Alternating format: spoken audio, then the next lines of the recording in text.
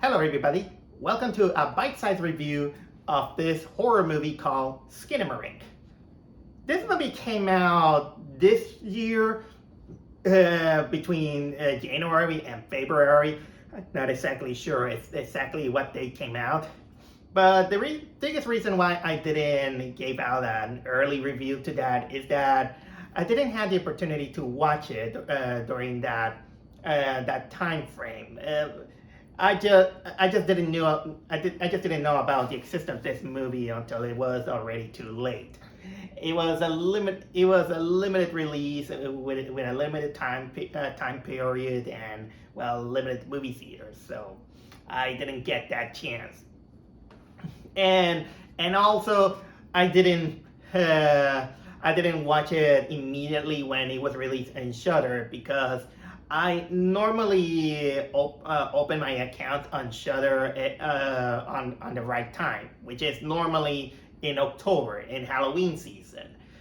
So now that I finally got Shudder, this is when I had my eyes onto this movie. I just had to pick up the right time and the right mood to watch it.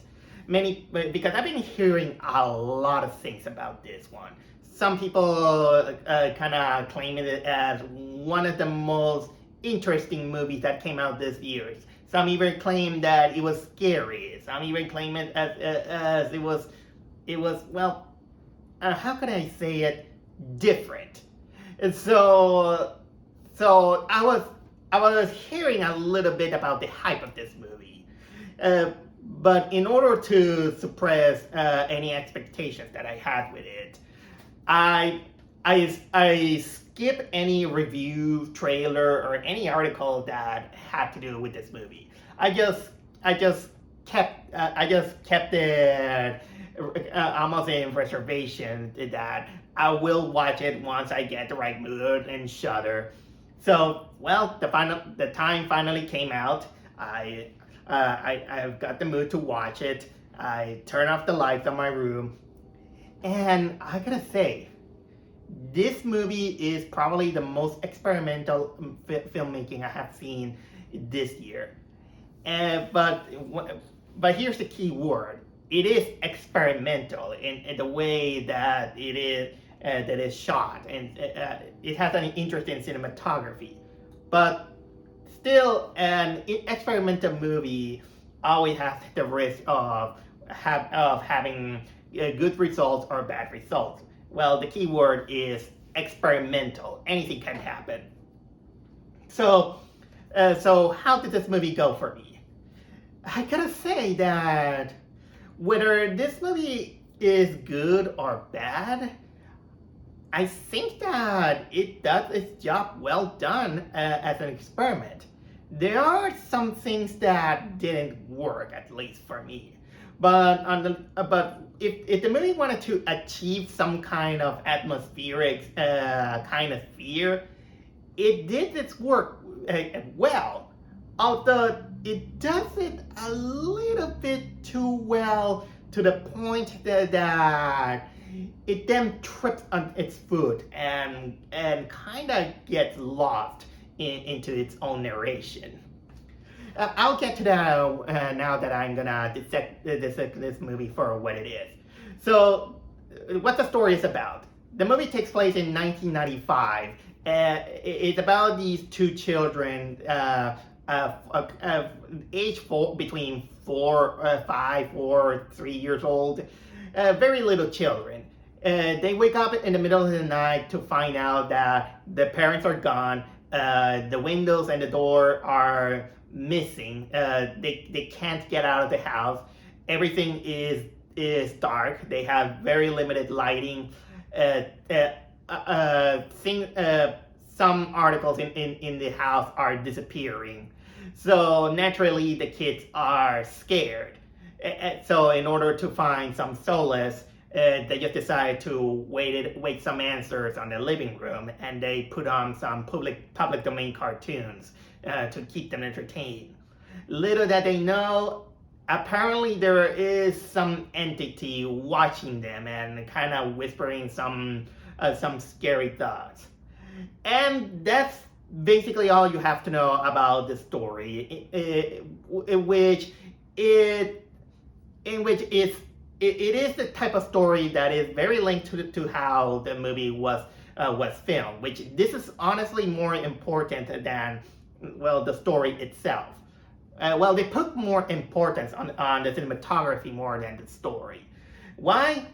Because during almost the whole course of the movie, you don't see the people.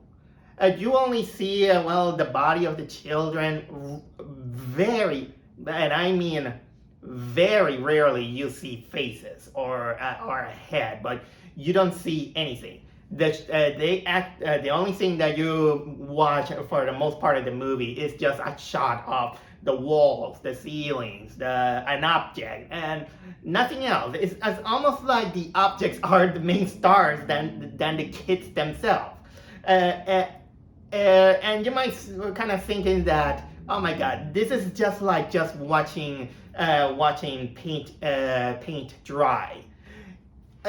Well, it kind of is, but they at the same time they make it in a way that it follows the narrative, because the effect that they wanted to make in this movie is basically the sensation of being a little kid alone in the dark, finding out that no one is there, you're just alone.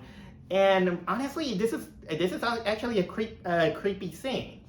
It's something that the directors wanted to emulate, this sensation when you're a kid, you have a nightmare that you're alone in the house and nobody's there to help you. You can't get out of the house.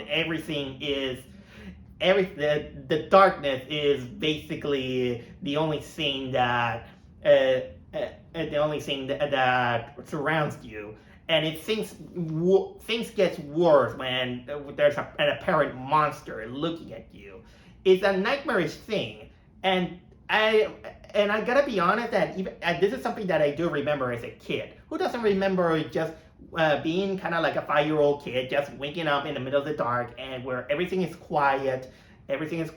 You are desperate to find your father because, well, you just woke up or probably you just want to go to the bathroom. It's that kind of sensation. And they wanted to emulate that with just a cinematography of just the walls and the objects and all this stuff. Even though sometimes you also see some other movement, and they wanted to create some other stuff that are out of place, or sometimes they want to play out with the camera of watching objects turning upside down, or the room getting upside down. Although it takes a while to do that. Or sometimes you see the people but not their faces. And it is a really, really slow burn in the atmosphere, and also the whole quiet atmosphere makes the whole the movie kind of unsettling,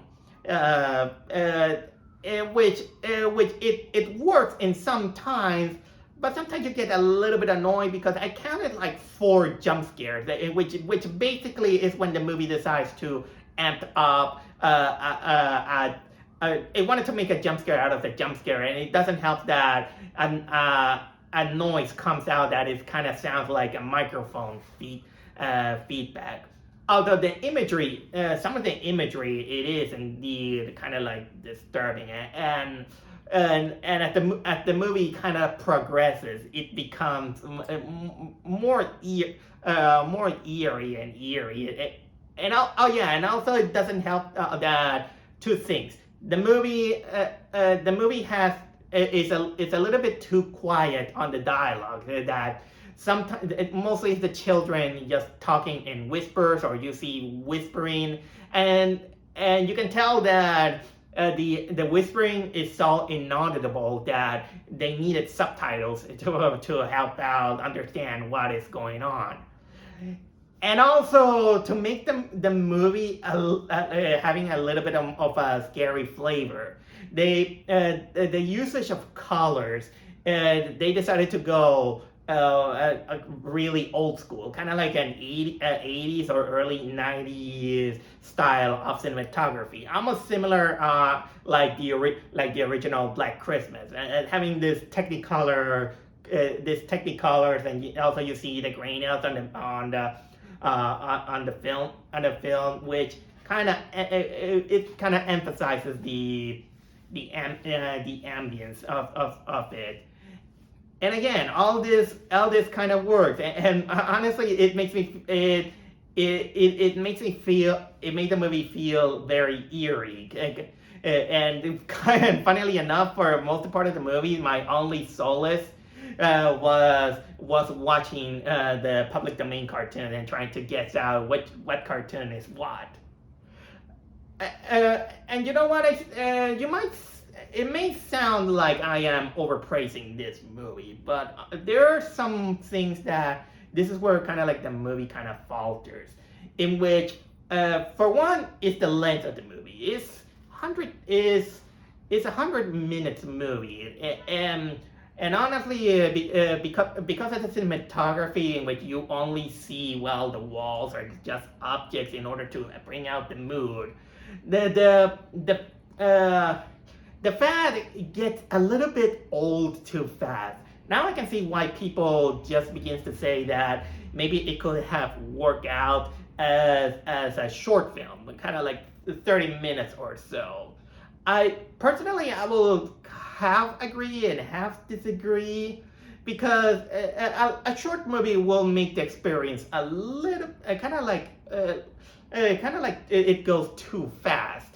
But I do agree that maybe they could have cut out kind of like 20 minutes or so. Because the movie gets a little bit too long that to the point that you kind of get a little bit tired of, well, just watching the walls, and that's it. And also, while I think they really tripped themselves with the final 20 or 25 minutes of the movie, because this is where the narrative of the movie collapses in itself. I didn't have a problem following the narrative of the movie, even to the point that I did kind of believe that this is an artistic movie that it wanted to showcase a nightmarish vision on the eyes of a child. But what happens in the final 25, on the final 20, 25, or 30 minutes, this is where it went all out, and it kind of forgot the narrative, to the point that they just began to make stuff for the sake of making stuff. They lost themselves, and I was staying confused and saying, what the frick is happening? It's almost like it lost control. It lost control in itself, and it lost me. It lost me on the narrative, and I just thought, what is going on right now? And well, there is a very ambiguous ending, and it really leaves out with probably one of the scariest images since the Pazuzu phase of The Exorcist. But man, that the ending is just so abrupt that it leaves more questions than answers. It's funny that I'm kind of surprised that no one complains this movie and compares this to The Devil Inside, because it kind of ends up really abruptly in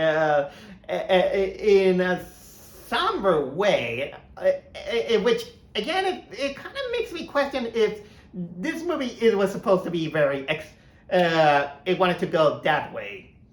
But at the end of the day, I can't go harsh on this movie, because at the end of the day, it is indeed marketed as an experimental film. And you know what? It was an interesting experiment. It is one of the most interesting movies I have seen this year, at least in the cinematographic way. I technically applaud over the whole creativity that they went through. And at the end of the day, if I have to say, I just came out respecting this movie, and little by little is growing kind of fond a bit fond. If people don't like this movie because of the slow burn, I understand. This is not exactly a movie that is gonna appeal to everyone, especially if you're looking for a traditional style horror movie. And this is not one of them.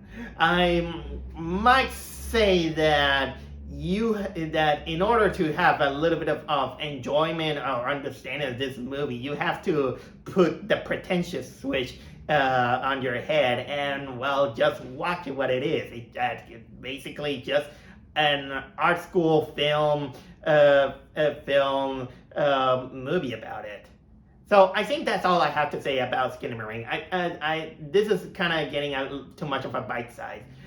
But one funny note that I will say end up is that for some reason I was kind of imagining what will happen if the kids from Skinamarink were actually Bluey and Bingo from that show. Okay, that was just a little cynical of me out of it. So anyway, whether you enjoy this movie or not, have a good time.